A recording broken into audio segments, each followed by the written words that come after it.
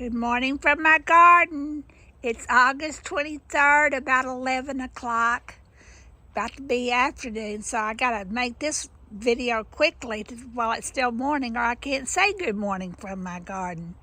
But today is Monday. It's a day that we kind of rise up from the weekend, and usually that's a pleasant time for most, even me, although I don't work in schools anymore. It's still a day that I kind of dust myself off and start again. That's the beautiful thing about Mondays. It's a day to relaunch yourself and to begin again. So today I'm doing something fun. I don't know whether all of you know it or not, but I'm a writer and a painter, but mostly writing now. And I've started a new activity on Facebook and on Twitter. I still like to call it Twitter. Thank you. But anyway, and it's called Memoir Mondays.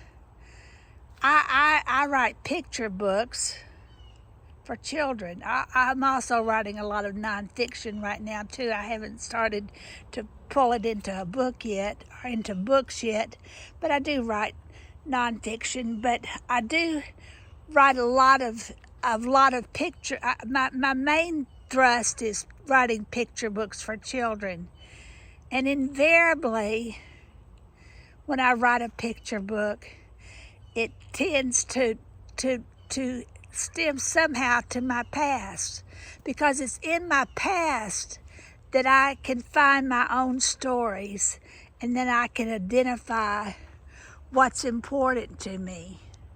Today is the first day of Memoir Mondays, and on my blog post I talked about how Tommy DePaola, who was undoubtedly one of the greatest contributors to children's literature during his lifetime, how his books, although they may seem to be about Christmas, or they may seem to be about a religious day, they're about his past. And the same thing was true about me. Today I told you about in my post, a blog post, which I will link in the comments below. I tell you about his book, The Baby Sister. The Baby Sister talks about the birth, or preparing. Mainly it's about the preparation for his younger sister, not the youngest, who he didn't feel close to because she was so much younger than he was, but the younger sister, who was very important in his life. And it does give you some details about preparing the nursery.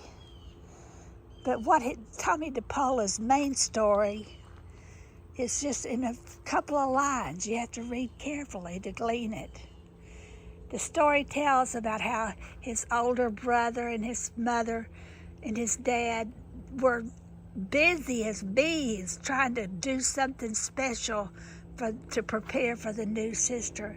And the young toddler Tommy wanted to know what he could do. And so he asked his mother, could he just draw a picture for her wall? And that's the real story. Tommy DePaola he always felt, I think, like the black sheep. In fact, he said, and I read this in a biography of Tommy DePaola, that he always felt like that no one really liked him in his family. They liked his older brother, who I think must have been more of the athlete and more of the regular guy. Tommy DePaola felt inadequate because he was just an artist, not a manly man. I think he would agree that he did not feel like a manly man. And he felt less than. He felt small.